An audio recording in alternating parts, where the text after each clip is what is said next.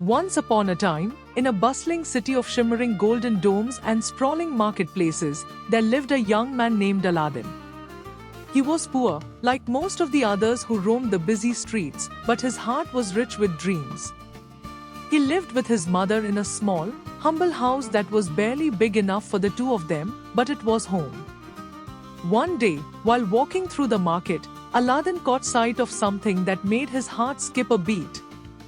There, amidst the bustling crowd, sat the princess of the kingdom, Jasmine.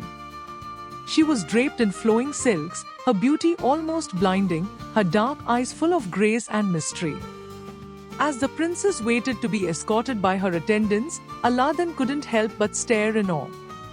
He had seen beautiful things before, but nothing compared to the elegance of Jasmine. In that moment, something deep inside him stirred. He knew, without a doubt, that he was destined to marry this princess.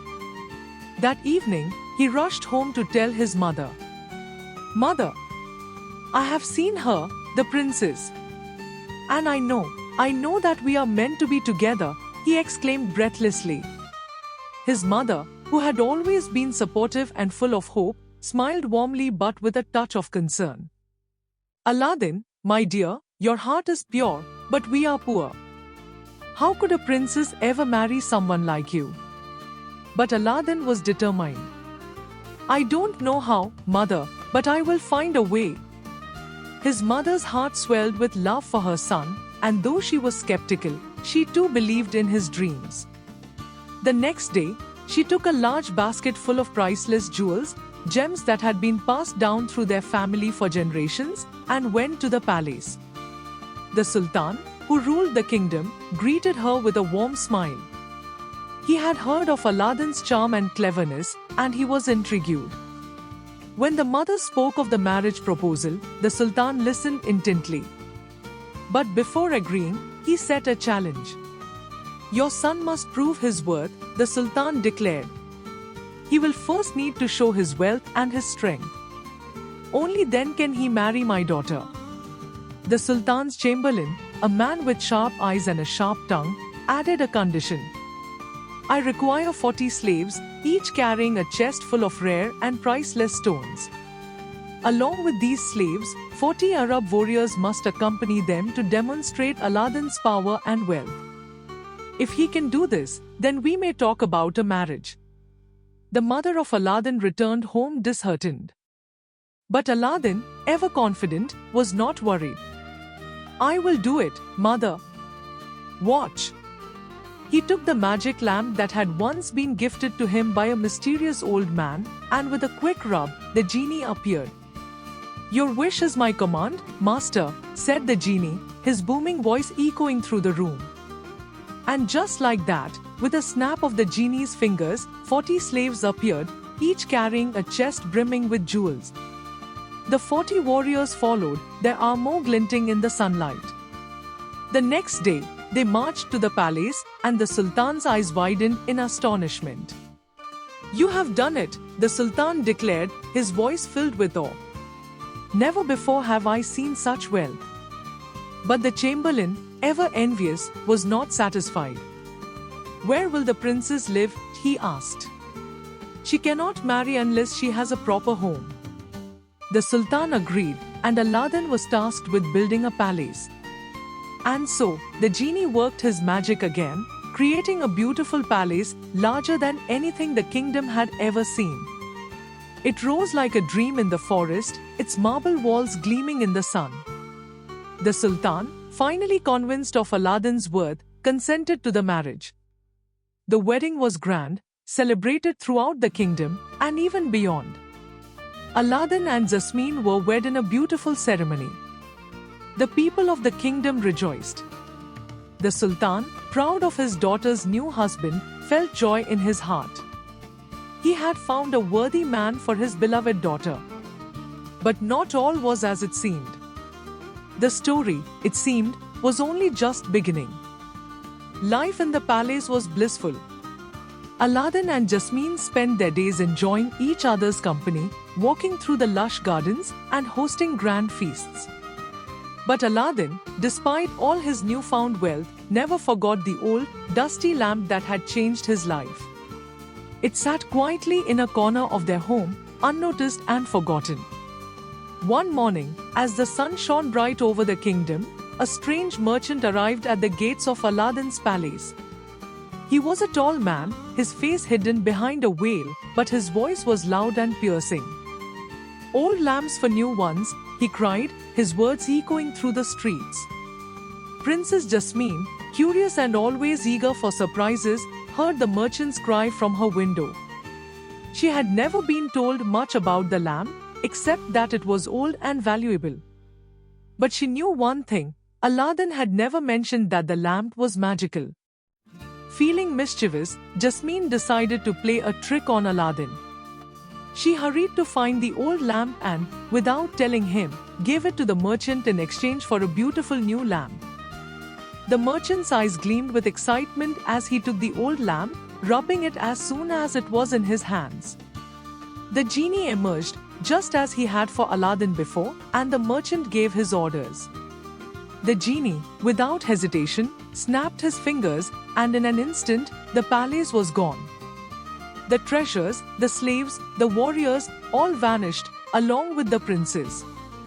The palace, the life Aladdin had built, was lost. When Aladdin returned that evening, expecting to be greeted by the familiar sight of his beautiful palace, he found nothing but emptiness. His heart sunk as he searched every room, but the palace was gone. The lamp was gone. And worst of all, Jasmine was gone. Panicked and desperate, Aladdin ran to the Sultan's palace, hoping that the Sultan had answers.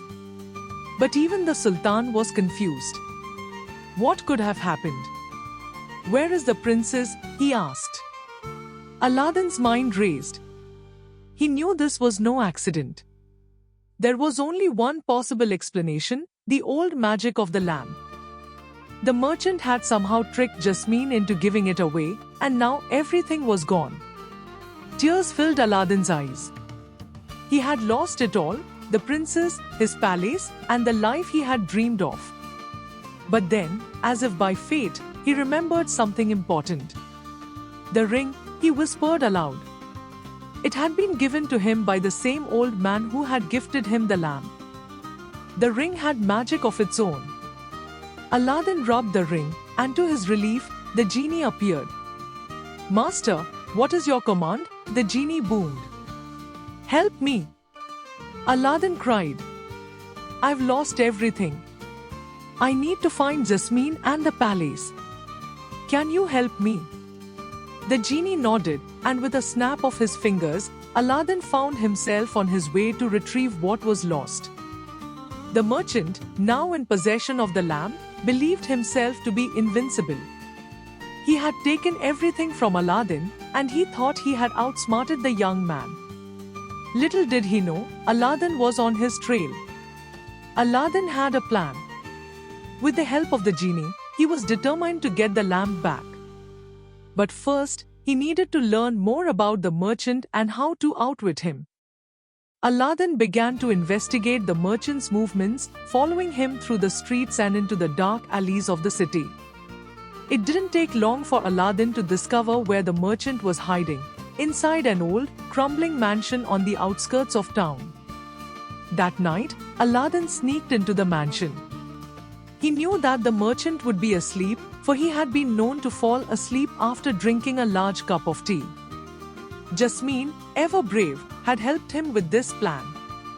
When the merchant fell asleep, Jasmine quietly slipped magic powder into his tea. The merchant drank, and soon he was fast asleep. Aladdin crept into the room, searching for the lamp. Under the merchant's pillow, hidden in the folds of his blanket, Aladdin found it, the old lamp. He quickly grabbed it and rubbed it. The genie appeared, ready to restore everything. Aladdin's heart leapt with joy. "Genie," he said, "bring everything back. Restore the palace and return Jasmine to me." With a snap of his fingers, the genie worked his magic, and in an instant, the palace appeared once again in the forest, its walls gleaming in the sunlight. And there, standing by the window, was Princess Jasmine, as beautiful and graceful as ever.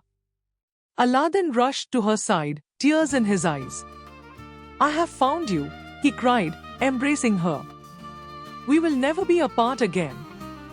Jasmine smiled, her eyes shining. "You did it, Aladdin. You saved us." The Sultan, upon hearing the news, was overjoyed.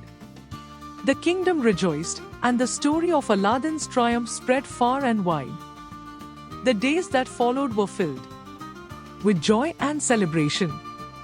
Aladdin and Jasmine ruled together, their love growing stronger with each passing day. The Sultan, proud of his daughter's choice, was happy to see them both so content. Aladdin never took his wealth for granted again. He knew that the true treasures in life weren't the jewels or the palaces, but the love of his life, the one he had fought so hard to win. And so, Aladdin and Jasmine lived happily ever after, their love story becoming a legend in the kingdom, passed down for generations to come. If you like the story, then do subscribe, share and press the bell icon for more interesting stories.